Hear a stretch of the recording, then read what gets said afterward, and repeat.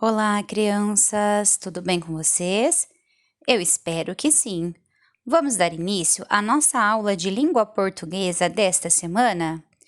Vamos utilizar a apostila do SESI, as páginas 82, 83, 84 e 85. Peço que vocês peguem o caderno de vocês e façam o cabeçalho, constando o nome da escola, a data, o dia, o nome da professora, o seu nome e a pauta do dia. Vamos abrir a apostila na página 82 e continuar falando sobre os verbetes de curiosidades que começamos na semana passada. Nós começaremos fazendo a leitura de 2 textos. Antes de iniciarmos a leitura dos textos, eu gostaria de te fazer uma pergunta. Você acha que esses 2 textos são iguais? Vamos pensar um pouquinho sobre esses 2 textos e voltar depois da leitura. Eu gostaria que você me respondesse. Você acha que são iguais? Vamos iniciar a leitura do texto 1. Você sabia que o beija-flor é a menor ave da natureza? Seus ovos não são maiores que uma ervilha de tamanho médio. Os filhotes, logo que nascem, são menores que um gafanhoto comum e uma ninhada cabe dentro de uma colher de chá. Seu coração bate 1000 vezes por minuto, enquanto o de uma baleia azul e o de um elefante chegaram a bater 25 vezes no mesmo período. Por causa de seu metabolismo acelerado, eles se alimentam durante o dia inteiro. Chegam a ingerir uma quantidade de néctar 8 vezes mais pesada que seu próprio corpo.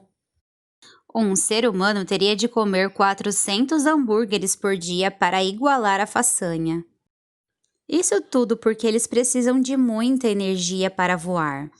Suas asas batem 200 vezes por segundo, o que permite que eles fiquem parados no ar e façam manobras de ré e cambalhotas. Embaixo do texto nós temos a referência. A referência significa de onde foi tirado. Foi tirado das 10 aves curiosas, Guia dos Curiosos, e está disponível em guiadoscuriosos.uol.com.br/categorias aves. Agora nós vamos fazer a leitura do texto número 2. Beija-flor. Beija-flor pequenininho, que beija a flor com carinho. Me dá um pouco de amor, que hoje estou tão sozinho. Beija-flor pequenininho, é certo que não sou flor, mas eu quero um beijinho, que hoje estou tão sozinho. Este texto foi escrito por Rosiana Murai. Agora eu gostaria que você me respondesse. Você acha que esses 2 textos são iguais? Não são iguais, não é mesmo?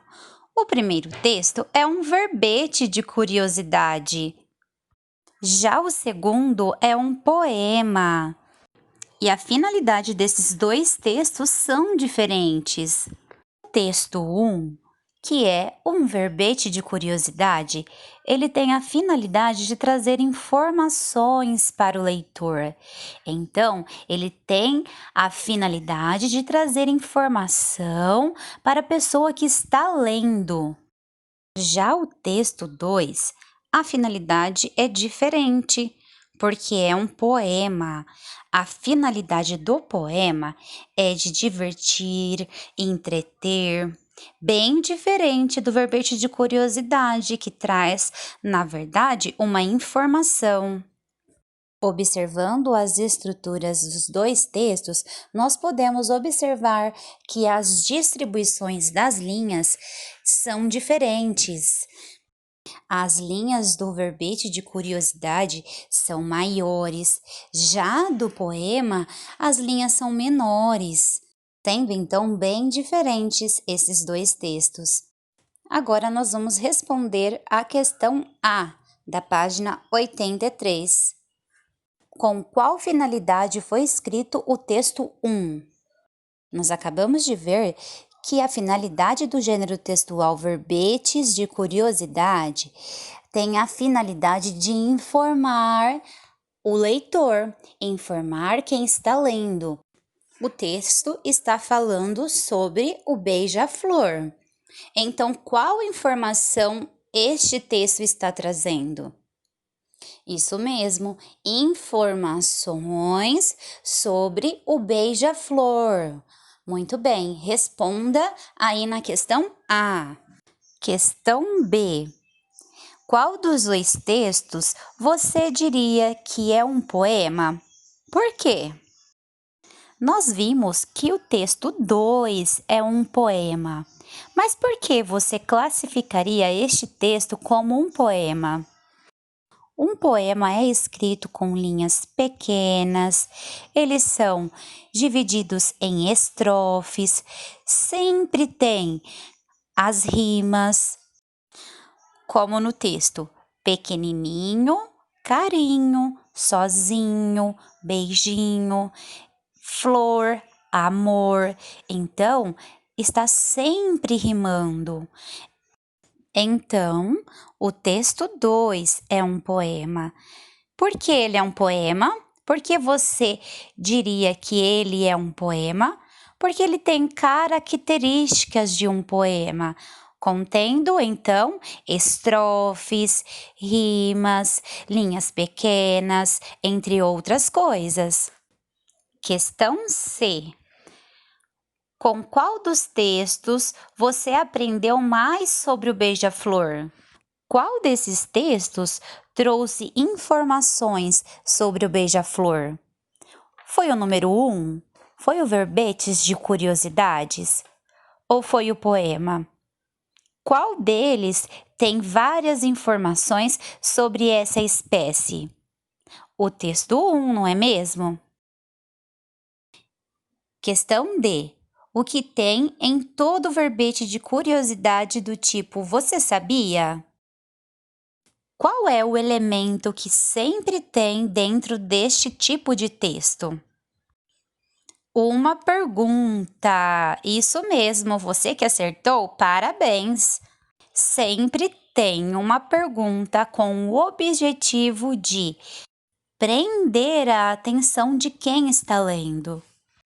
Agora, dando continuidade na página 83, vamos fazer a leitura sobre um verbete de curiosidade sobre as joaninhas. Você sabia que as joaninhas são besouros de corpo arredondado e colorido? As mais comuns são as vermelhas, mas existem também as douradas, amarelas, laranja, verdes e pretas. O colorido das joaninhas é sempre marcado por pintas vermelhas, brancas, amarelas e pretas. Na página 84, dando continuidade à leitura do texto, nós temos fotos de 7 tipos de joaninhas, das quais acabamos de fazer a leitura. Temos a joaninha preta de bolinha vermelha, a joaninha vermelha de bolinha preta, a joaninha amarela de bolinha preta, assim por diante. Elas podem medir de 1 a 10 milímetros e viver até 180 dias. São totalmente inofensivas, pelo menos para nós, humanos. Por isso, se uma joaninha pousar em você, não se assuste. Fome de leão. As joaninhas alimentam-se de pulgões, insetos que costumam devorar plantas.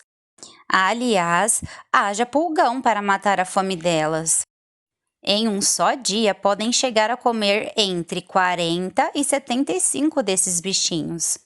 Sabendo disso, alguns agricultores fazem criação de joaninhas para proteger suas plantações de grandes apetites dos pulgões. Para fugir do ataque de outros insetos, as joaninhas são bem espertas. ou se fingem de mortas ou eliminam uma substância amarela bem fedida para espantá-los. Época predileta. Nos jardins e pomares, a presença de joaninhas é sinônimo de bem-estar das plantas. Na primavera, elas aparecem voando de um lado para outro, de árvore em árvore, de flor em flor. No inverno, essa atividade intensa das joaninhas cai bastante. Elas juntam-se em grandes grupos e hibernam. Ficam de repouso, debaixo de um pedaço de casca de árvore ou um abrigo parecido.